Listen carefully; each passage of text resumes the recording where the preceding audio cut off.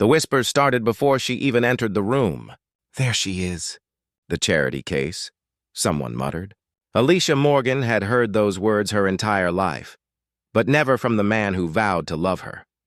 That day, under the glittering chandelier of their mansion in suburban Atlanta, her husband, Thomas, snapped. "You're nothing but a useless black wife," he spat, his voice loud enough to silence the dinner guests. The words sliced through the air, through her chest, through the years she'd spent holding their marriage together. The guests froze, pretending to check their phones, avoiding her eyes. The humiliation felt physical, a burning that spread across her face. Thomas leaned back, proud, his glass of wine trembling slightly from the tension he'd created. But Alicia didn't cry.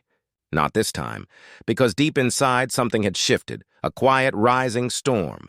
The kind that starts with silence, not screams. The kind that ends with transformation.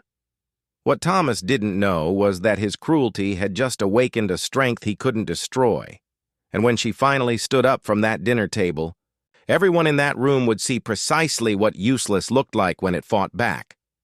Watch until the end, because power doesn't always roar. Sometimes it simply rises. Wait a second. Tell us where you're watching from in the comments. And don't forget to subscribe for more powerful stories like this. Alicia had met Thomas during law school, a charming, confident man from an old Southern family with deep pockets and deeper traditions. He admired her intelligence, her calm resilience. At first, he treated her like a prize, the woman who proved he wasn't like the others. But once the wedding photos faded and reality set in, the cracks began to show. His parents never accepted her. His mother called her that girl, and his father refused to attend their anniversary dinners. Alicia, though, had built her life around grace. She worked as a civil rights attorney, quietly changing lives one case at a time. At the same time, Thomas's business climbed the corporate ladder.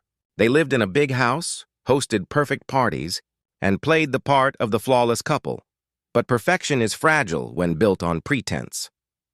Behind closed doors, Thomas grew distant, resentful, jealous even of her success and the attention she got for helping others. He wanted control, not partnership, and Alicia, who once believed love could heal anything, began to see the truth. She was living in a beautiful cage. Still, she stayed, out of habit, hope, and the quiet fear that leaving might prove the world right about her. But the night of that dinner party, surrounded by polished guests and whispered judgments, Thomas went too far, and that moment, those cruel words, would become the spark that set everything in motion.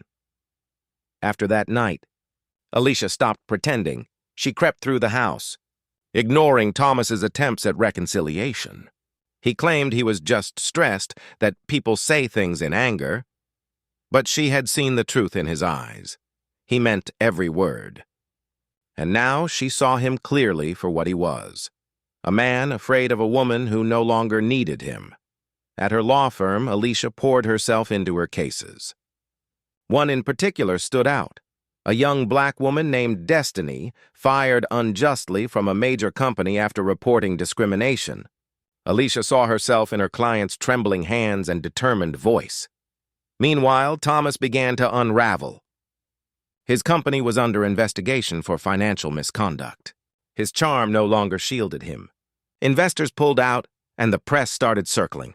One morning, he stormed into her office, his face red with rage. "You're embarrassing me," he hissed. "Helping that girl, dragging our name through the mud." Alicia looked up from her papers, calm and steady. "Our name?" she said softly. "You mean yours?"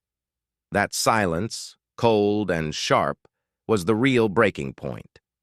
Thomas left, slamming the door so hard the picture frames rattled, but Alicia didn't flinch. She knew what she had to do. That night, she began gathering documents, bank statements, contracts, and evidence of his company's corruption. Years of quiet observation had prepared her for this moment, and when the federal investigation intensified, it was Alicia's meticulous evidence that tipped the scales. Thomas's empire crumbled overnight. His perfect image was shattered, leaving him stripped of power, pride, and pretense. And as reporters swarmed the driveway, Alicia stood on the porch, elegant, composed, untouchable. The world was finally seeing who really held the power all along. The morning of the trial, the courthouse buzzed with anticipation. Cameras flashed as Thomas walked past in a tailored suit, his arrogance gone, replaced by desperation. Alicia entered moments later, dressed in white, a quiet symbol of peace and justice. Inside the courtroom, Thomas's attorney tried to shift the blame, to paint him as a victim of circumstance. But when Alicia took the stand, the energy shifted. She spoke calmly, her voice unwavering, detailing the years of manipulation, the financial deceit, the emotional cruelty. She revealed not bitterness but truth. And truth has a power that no insult can erase. The gallery sat in stunned silence. Even the judge leaned forward, his expression softening as he listened. When Alicia finished, she looked directly at Thomas, not with hate, but with clarity. For years, he'd called her useless. For years, he'd tried to shrink her light. Now, her words, her intelligence, her integrity were the very weapons that dismantled everything he built on lies. The verdict came swiftly and brutally, guilty.